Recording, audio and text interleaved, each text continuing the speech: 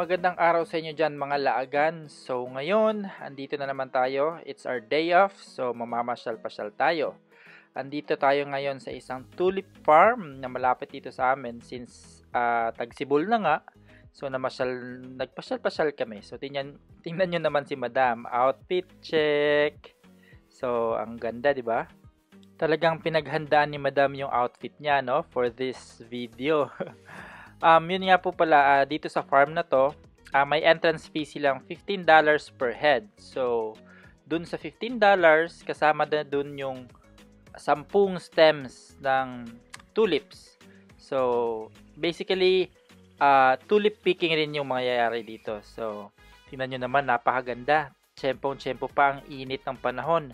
Napakatingkad ng kulay nila. So, aside dun sa tulip picking na mangyayari ngayon, nakita nyo naman nakapag-outfit si Madam, di ba? Siyempre, gusto niya ng photoshoot. Aba, siyempre, pinagbigyan natin yon.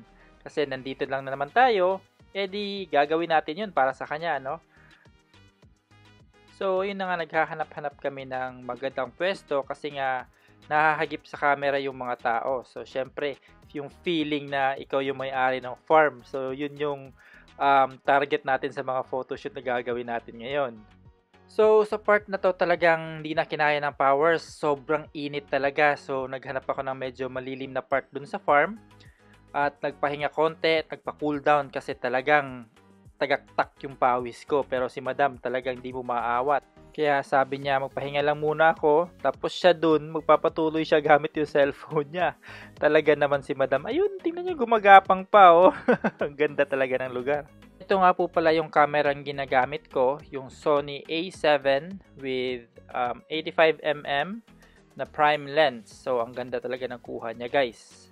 And syempre, hindi naman tayo papahuli. Dapat kasama rin tayo sa video. Ayan, hagip konti. So, kung gusto nyo po pala makita yung output ng photoshoot na ginawa namin dito sa tulip farm na to, pakibisita na lang po itong isa kong page, ang Reminiscence by James. So, andyan po lahat ng output ng mga photoshoot na ginagawa ko. Salamat po! At yun na nga, tingnan nyo naman si Madam, hindi nagpapigil, sariling sikap. Habang ako nagpapahinga, talagang ginagawa niya naman yung sariling sikap na tinatawag. Ayun, maganda naman yung output. So, ayun na nga guys, pagkatapos namin mag-photoshoot, namitas na kami ng complimentary na 10 stems na free dun sa binayaran naming entrance fee. So, yun na nga, ang saya mamitas guys. Hindi naman ito yung first time ko makita ng tulip, pero kakaiba talaga pag yung farm. Kasi sobrang lawak ng farm, ang dami, ang tingkad ng kulay, kakaiba talaga guys. Kaya, yan, patuloy tayong mamitas ng mga tulips, fresh na fresh.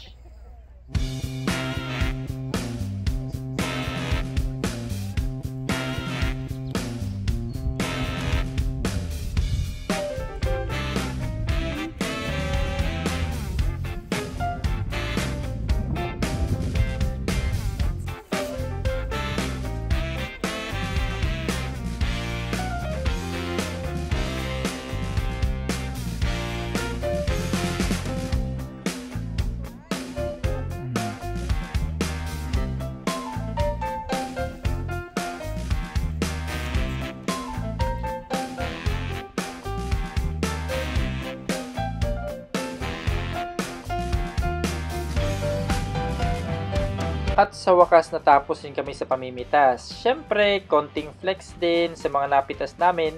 Syempre no, $30 din yan. Kaya yan, tingnan nyo naman gaano kaganda yung farm na to. Sobrang lawak at ang ganda talaga ang tingkad ng kulay. At again, syempre, flex ulit tayo sa mga napitas. Sa totoo lang, may mas malaking farm pa dito, kaya lang medyo malayo sa amin.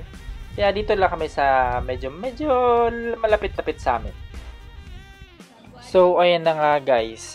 Binabalot na rin nila yung mga napitas namin. At medyo napalaban tayo dyan sa Englishan. Kaya wag nyo nang pakinggan kasi nakakahiya rin. So, ayun na nga. Ayan, binabalot na. At hanggang dito na lang po yung video natin. Salamat po sa panunood at sana po ay nag-enjoy kayo.